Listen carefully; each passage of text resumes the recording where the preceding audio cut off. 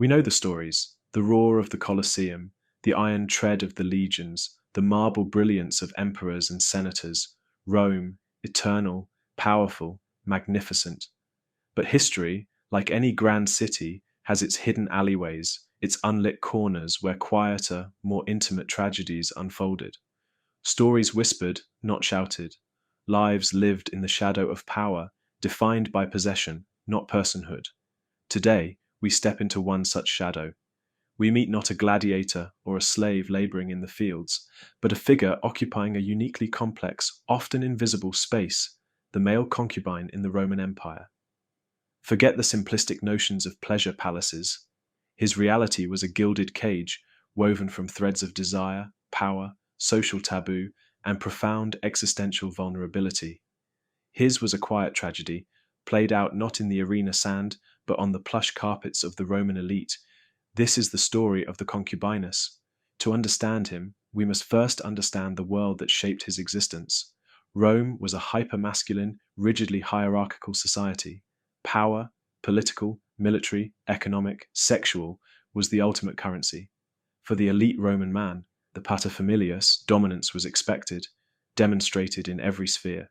Sexuality, crucially, wasn't defined by the gender of your partner, but by your role within the act. To penetrate was to dominate, to conquer. To be penetrated, that was to be subjugated, feminized, lesser.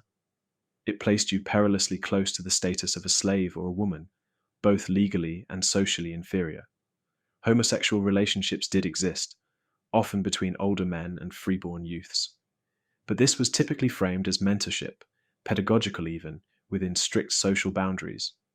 The youth was supposed to eventually transition to the dominant role as a full citizen. The concubinus, however, occupied a fundamentally different space.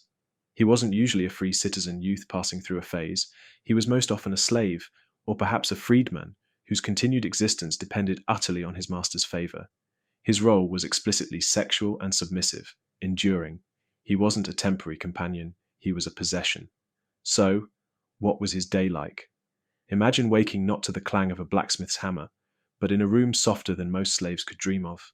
Fine linens, perhaps, but the air is thick with uncertainty. His master, the dominus, is the axis around which his entire world spins. His primary function is clear: to be available, to be pleasing, physically and aesthetically. His body is not his own, it's a curated instrument. His daily routine revolves around preparation and anticipation. Elaborate bathing, careful grooming, skin softened with oils, hair styled just so. He might be taught music, poetry, conversation, not for his own edification, but to enhance his master's enjoyment. He was expected to be beautiful, cultured, and compliant, a living adornment. He might accompany the dominus within the house, a silent, beautiful shadow, or be kept secluded, summoned only for specific purposes. Interaction with others was fraught. Among fellow slaves, he might be envied for his physical comfort, but also despised or pitied for his role, seen as a symbol of his master's decadence or deviance.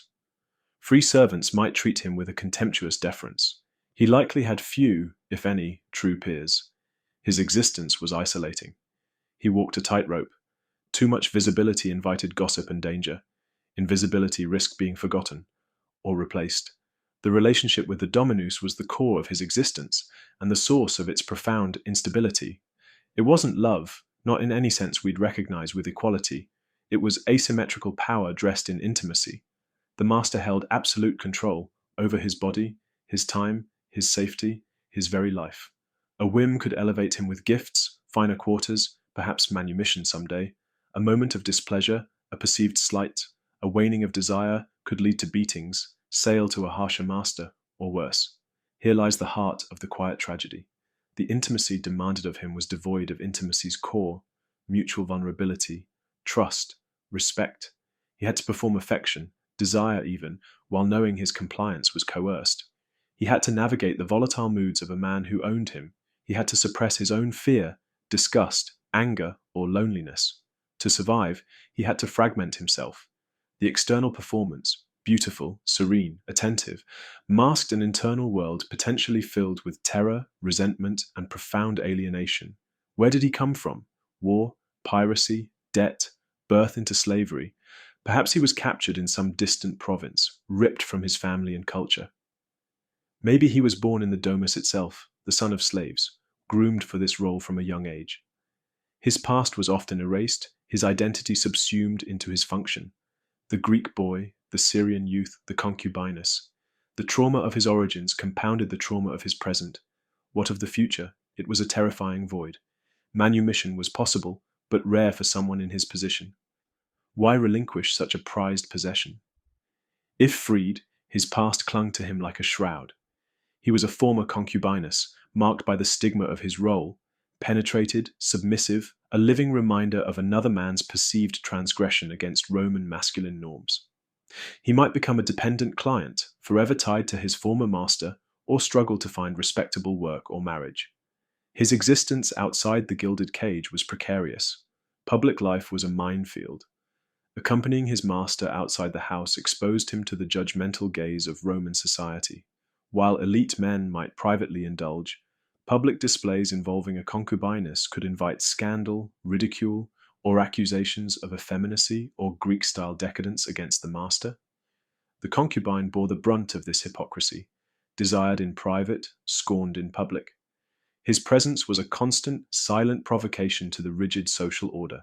Roman literature, particularly satire, confirms this societal unease.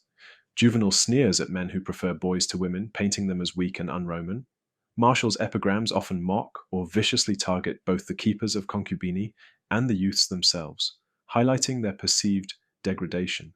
This wasn't just mockery, it was social policing, reinforcing the boundaries of acceptable masculine behavior and reminding everyone of the low status of the penetrated male. The concubinus lived knowing he was the punchline of cruel jokes, a symbol of disgrace. How did he cope? How did he retain any sense of self amidst this erasure? We can only speculate. Perhaps in stolen moments of solitude, perhaps in small, secret acts of defiance, a hidden trinket, a memory fiercely guarded, a fleeting connection with another soul trapped in the household. Maybe he dissociated, retreating deep within. Or perhaps he focused on the tangible, the softness of the bed, the taste of better food, the sheer animal instinct for survival. Hope was a dangerous luxury. Resignation was a safer armor. The threat of violence was ever present. Roman masters held the ius vitae necisque, the right of life and death, over their slaves. While outright murder might be frowned upon or require justification, severe corporal punishment was common and legal. For the concubine, punishment wasn't just physical pain, it was the shattering of the illusion of favor, a brutal reminder of his utter powerlessness within the intimate sphere. A beating was a violation layered upon violation. His tragedy was quiet because it was muffled by luxury. It lacked the dramatic brutality of the mines or the gore of the arena. It was a slow erosion of the spirit.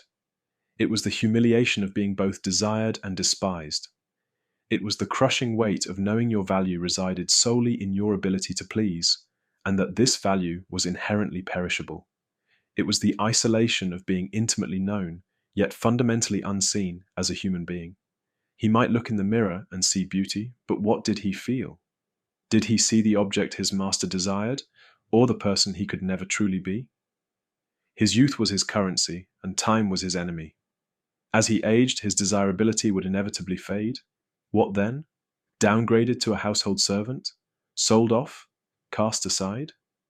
The spectre of obsolescence haunted his present.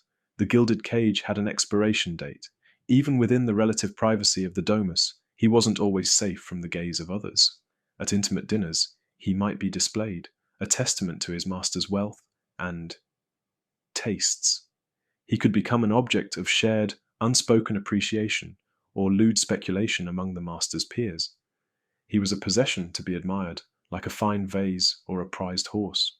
His humanity was irrelevant in this economy of display. The sexual act itself, the core of his existence, was where the power imbalance became most violently intimate. Consent wasn't a concept that applied to slaves. His body was territory to be claimed. While some masters might be gentler, others could be demanding, capricious, or cruel. For the concubinus, it was a physical and psychological ordeal he had to endure, perform, and never speak of. The silence demanded of him extended to his own experience of violation, and so the days bled into each other, a cycle of preparation, performance, endurance, and waiting. Moments of crushing boredom punctuated by moments of acute fear or degradation, surrounded by luxury, yet starved of autonomy, touched intimately, yet starved of genuine connection, seen constantly, yet rendered invisible as a person. His story is largely absent from the triumphal arches and the official histories. He was a footnote, a shadow in the household records.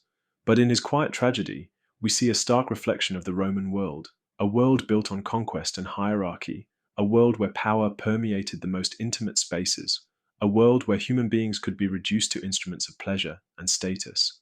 The quiet tragedy of the male concubine wasn't just his personal suffering, immense as it was. It was the tragedy of a system that commodified humanity. It was the tragedy of intimacy poisoned by absolute power. It was the tragedy of a life lived in the liminal space between object and person, desired and despised, seen and unseen. He reminds us that beneath the marble grandeur of empire, in the silence of the privileged home, profound human costs were paid daily. His story is a whisper from the shadows, urging us to listen, to remember the human price woven into the very fabric of power, both then and perhaps now.